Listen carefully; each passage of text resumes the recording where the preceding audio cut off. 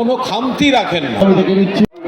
বললাম গণবিবাহতে কিছুটা আছে আর কিছুটা বিনা নিমন্ত্রণ নেই, এত কিছু খাওয়া দাওয়া করে আমি খেয়েছি 3টা আইসক্রিম, অর্ধেক খেয়েছি 4টা।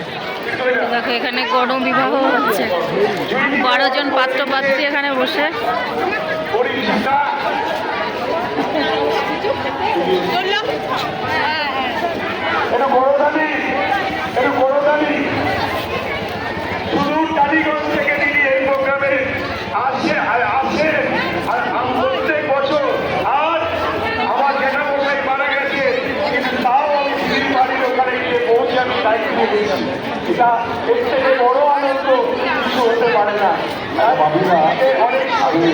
তো দেখো এতদিন টিভিতে খবরে পেপারে দেখতাম গণবিবাহ, তারপরে এই যে বিশিষ্ট লোকজন, এই যে কুণাল ঘোষ, তো সেই সব দেখতে চলে গেলাম একদম চাক্ষুষ রাস্তায় রাস্তায় মানে আমাদের ঘরের সামনেই, আমাদের বাড়ির মানে যেখানে থাকি আমরা তার সামনেই বাগবাজার বাটার মোড়ে হচ্ছিল বা গণবিবাহ।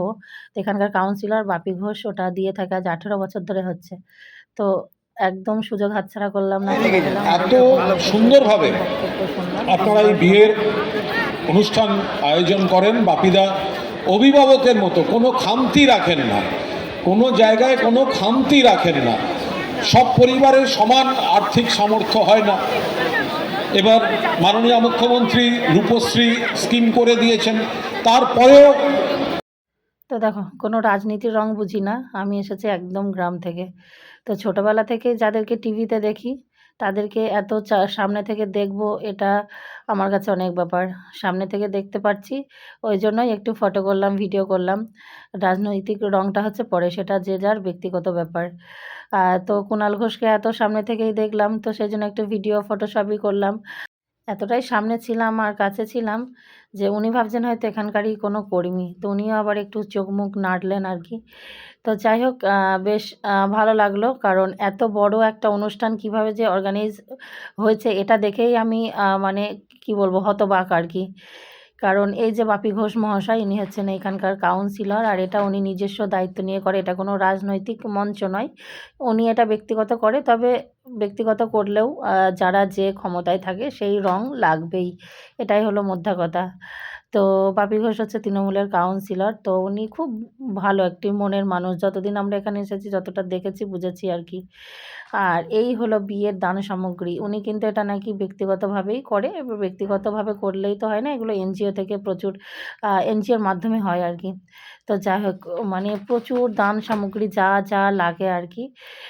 এই যে দেখো খাট, বিছানা, ঘোড়া, প্রেসার কুকার, সাইকেল, যা যা দেয়, আর এত খাবারের স্টল, আমি তো দেখে জাস্ট হতবাক।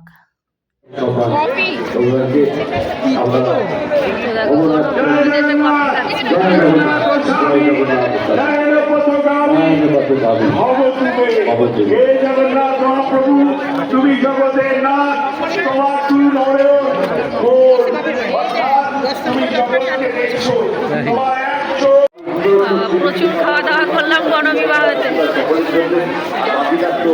প্রায় সব স্টলই শেষ, এখন রাবড়ি কিছুটা আছে আর কিছুটা আইসক্রিম আছে।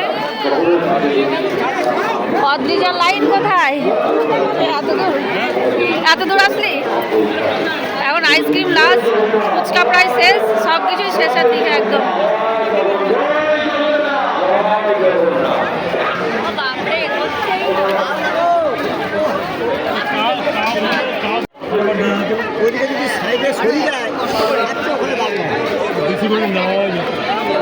তো দেখো আমরা ঘরে ফিরলাম রাত্রির 11টার সময়, বিনা নিমন্ত্রণে এত কিছু খাওয়া দাওয়া করেছি। বিনা নিমন্ত্রণ ঠিক নয়, কারণ এটা হচ্ছে একটা সরকারি সরকারি ঠিক নয়। এখানকার যে কাউন্সিলর বাপি ঘোষ বাগবাজারে, তো উনি এই কাজটা করে আর কি। ওখানে শুনছিলাম এটা কত 16 বছর না 18 বছর ধরে হচ্ছে এটা। উনি এরকম গণবিবাহ দেয়, প্রথম 3 জন দিয়ে শুরু হয়েছিল। প্রথম যে বছর, কোথায় জলটা ফেললি তুই? তো এবার হয়েছে 12 জনের বিয়ে।